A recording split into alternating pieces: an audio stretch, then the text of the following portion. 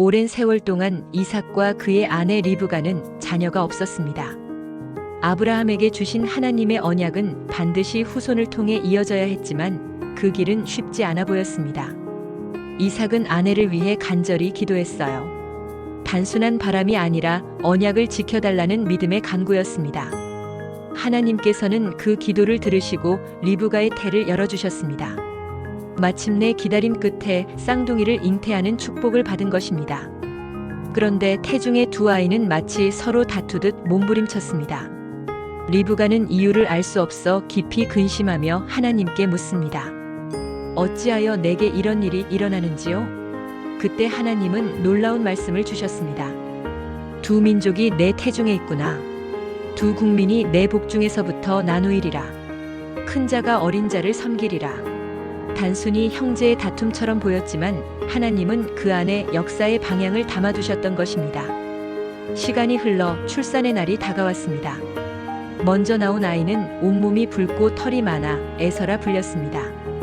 그 뒤를 이은 아이는 형의 발뒤꿈치를 꼭 붙잡고 나왔습니다. 그래서 그 이름은 야곱, 곧 발뒤꿈치를 잡은 자라 불렸어요. 그 이름 속에는 이미 앞으로 펼쳐질 그의 인생 이야기가 예고된 듯 했습니다. 세월이 지나면서 두 아이의 모습은 뚜렷하게 달라졌습니다. 에서는 활을 들고 들판을 달리며 사냥하는 힘찬 사람이 되었으며 그의 아버지 이삭은 그런 에서를 사랑했습니다. 반면 야곱은 장막에 머물며 조용히 사색하기를 좋아했어요. 그는 어머니 리브가의 사랑을 받았습니다.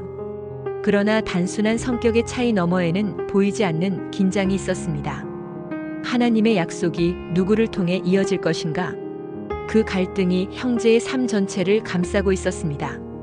그리고 어느 날 예상치 못한 순간이 찾아왔답니다. 에서는 들판에서 온종일 사냥을 하고 지쳐 돌아왔어요. 땀과 먼지로 얼룩진 채 장막 안으로 들어선 그는 불 위에 끓고 있는 붉은 죽 냄새를 맡았어요. 야곱이 정성스레 끓이고 있던 팥죽이었지요. 굶주림과 피곤이 한꺼번에 몰려오자 에서는 더는 참을 수 없어서 나에게 그 붉은 죽을 좀 먹게 하라. 그 순간 야곱은 눈앞에 있는 것은 단순한 죽 한 그릇이었지만 그는 그 기회를 축복의 열쇠로 바라보았습니다. 그래서 조용히 말했어요. 오늘 내 장자의 명분을 내게 팔라. 에서는 깊이 생각하지 않았습니다. 배고픔이 모든 이성을 삼켰어요. 내가 죽게 되었는데 이 장자의 명분이 내게 무슨 소용이 있느냐? 그는 가볍게 말하며 장자의 권리를 내주었습니다. 그리고 팥죽을 받아 허기를 채웠어요. 그렇게 해서 영원한 언약의 명분이 한 그릇 팥죽과 맞바뀐 것입니다. 성경은 이 사건을 단순한 형제 간 거래로 보지 않습니다. 거기에는 더 큰 의미가 있습니다. 에서는 장자의 명분, 곧 하나님의 약속이 담긴 특권을 가볍게 여겼더라. 눈앞의 만족을 위해 영원한 가치를 버린 것이지요. 반면 야곱은 비록 서투른 방식이었으나 그 약속을 붙잡으려 했습니다. 이 사건은 우리에게 묻습니다. 우리는 무엇을 귀하게 여기고 있습니까? 순간의 배고픔을 채우려다 영원한 축복을 흘려보내고 있지는 않는지요. 하나님의 약속은 세대를 넘어 이어집니다. 세월이 흘러 이삭은 늙고 눈이 어두워졌어요. 그는 죽음을 앞두고 큰 아들 에서를 불러 축복하려 했습니다. 사냥하여 별미를 만들어 오면 내가 먹고 너를 축복하리라. 그러나 이 장면을 지켜보던 리브가는 하나님께서 주신 말씀 큰 자가 어린 자를 섬기리라 는 약속을 기억했습니다. 그녀는 야곱을 불러 형의 옷을 입히고 손과 목에는 염소 가죽을 씌워 야곱을 아버지 앞에 서게 했습니다.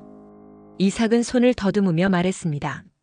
목소리는 야곱의 목소리인데 손은 에서의 손이로다. 그의 마음속에는 의심과 갈등이 교차했지만 결국 그는 야곱에게 축복을 내렸습니다. 하늘의 이슬과 땅의 기름짐을 내게 주시며 민족들이 너를 섬기고 내 형제가 내게 굴복하리라. 그 순간 장자의 축복은 야곱에게 넘어갔습니다. 하나님의 선택은 사람의 방법에 묶이지 않으며 결국 주권적으로 성취됩니다. 그리고 뒤늦게 돌아온 에서는 진실을 알게 되었습니다. 그는 통곡하며 아버지께 울부짖었어요. 아버지, 내게도 축복을 주소서. 이삭은 크게 떨며 자신이 속았음을 깨달았지만 이미 축복은 지나갔습니다. 에서는 분노했고 야곱을 향한 증오는 깊어졌습니다.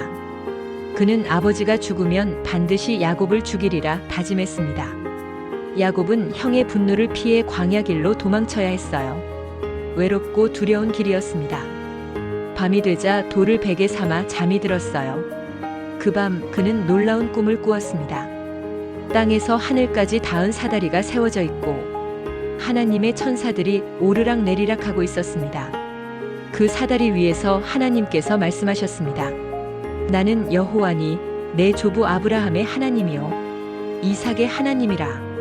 내가 누워있는 땅을 내가 너와 내 자손에게 주리니 내 자손이 땅의 티끌같이 되어 사방으로 퍼져나가리라. 땅의 모든 족속이 너와 내 자손으로 말미암아 복을 받으리라. 내가 너와 함께 있어 내가 어디로 가든지 너를 지키며 너를 이끌어 이 땅으로 돌아오게 할지라. 내가 허락한 것을 다 이루기까지 너를 떠나지 아니하리라. 잠에서 깬 야곱은 두려움과 경외감에 사로잡혔습니다. 과연 여호와께서 여기 계시거늘 내가 알지 못하였도다. 이곳은 하나님의 집이요 하늘의 문이로다. 그는 자신이 베었던 돌을 세워 기둥으로 삼고 그 위에 기름을 부었습니다. 그리고 그곳 이름을 베델, 곧 하나님의 집이라 불렀습니다. 야곱은 하나님께 서원했어요. 하나님께서 나와 함께 계셔서 내가 가는 길에서 나를 지키시고 먹을 양식과 입을 옷을 주시며 평안히 아버지 집으로 돌아가게 하시면 여호와께서 나의 하나님이 되실 것입니다. 내가 세운 이 돌은 하나님의 집이 될 것이며 하나님께서 내게 주신 모든 것에서 10분의 1을 반드시 드리겠습니다. 비록 야곱은 속임수로 축복을 얻었지만 그 밤 베델에서 진정한 축복을 경험했습니다. 그것은 하나님과의 인격적인 만남이었습니다. 야곱의 삶은 그때부터 하나님의 인도하심 아래 새로운 여정을 시작합니다. 외로운 도망자의 가슴에 하나님의 약속은 생명수처럼 흘러들었습니다. 길이 험해도 약속의 하나님이 함께 하신다는 확신이 생겼습니다. 우리도 그렇습니다. 삶의 길이 불확실할 때 말씀이 우리 마음속에 나침반처럼 자리를 잡으면 흔들리지 않고 나아갈 힘을 얻게 됩니다. 야곱은 먼 길 끝에서 외삼촌 라반의 집에 이르렀습니다. 그리고 그곳 우물가에서 라헬을 만났어요. 성경은 그 순간을 이렇게 기록합니다. 그가 라헬에게 입맞추고 소리 높여 울었다. 그녀는 야곱의 눈에 한눈에 들어온 사랑의 대상이었습니다. 야곱은 라반에게 라헬을 아내로 얻기 위해 7년을 봉사하겠다고 말했습니다. 라헬을 향한 사랑은 너무나 순수하고 강렬해서 그 7년의 세월이 며칠처럼 짧게 느껴졌습니다. 사랑은 기다림을 지루하지 않게 만들고 오히려 삶의 의미와 빛을 더해줍니다. 그러나 그 길은 순탄하지 않았습니다. 라반은 속임수로 레아를 먼저 야곱에게 주었고 라헬을 얻으려면 다시 7년을 더 봉사해야 한다고 말했습니다. 그렇게 야곱은 무려 14년을 인내하며 라반을 섬겼습니다. 사랑하는 이를 얻기 위해 기약 없는 세월을 버텨낸 그의 마음은 얼마나 애틋했을까요? 하지만 그 긴 기다림 속에서 하나님은 야곱을 다듬어 가셨습니다. 라반의 집에서 그는 많은 억울함과 속임수를 겪었습니다. 그러나 하나님께서는 그 모든 시간 속에서도 야곱을 지키셨고 그의 손이 닿는 곳마다 풍성하게 하셨습니다. 세상은 종종 우리를 속이고 억누르지만 하나님의 손길은 그보다 더 강하게 우리를 붙드십니다. 그래서 우리의 수고는 헛되지 않고 결국 은혜의 열매로 돌아옵니다.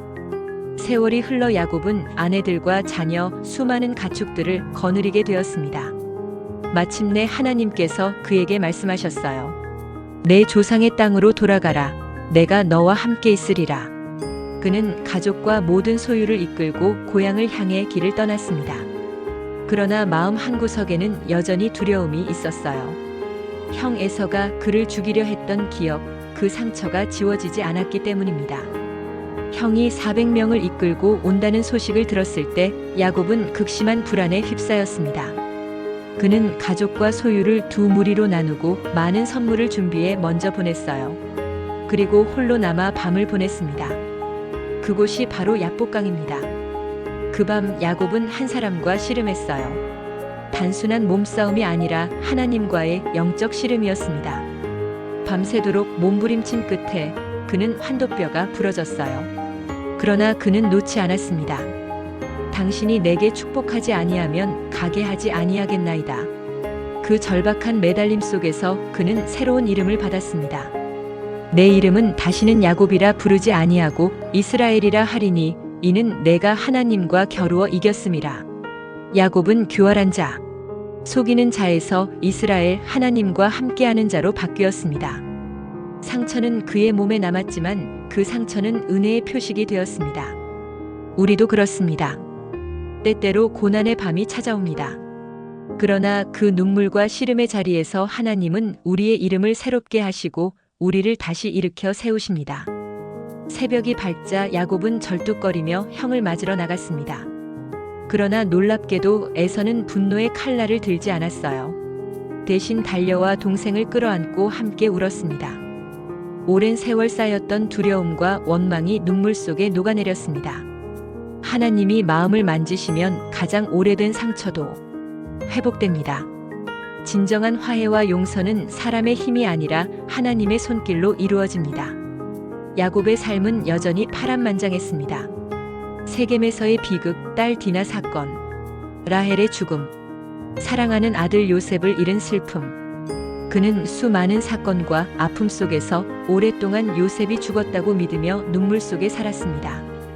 그러나 하나님은 보이지 않는 곳에서 요셉을 지켜 애굽의 총리로 세워두셨습니다. 기근이 들었을 때 야곱은 요셉을 통해 생명을 얻게 됩니다. 우리가 끝이라고 여기는 순간에도 하나님은 새로운 역사를 준비하고 계십니다. 애굽에서 야곱은 마침내 요셉과 재회했습니다. 눈물로 얼싸하는 그 순간 잃어버린 세월이 회복되었습니다. 우리의 눈물은 하나님 안에서 결국 기쁨으로 바뀝니다. 말년의 야곱은 아들들과 손자들을 불러 축복했습니다.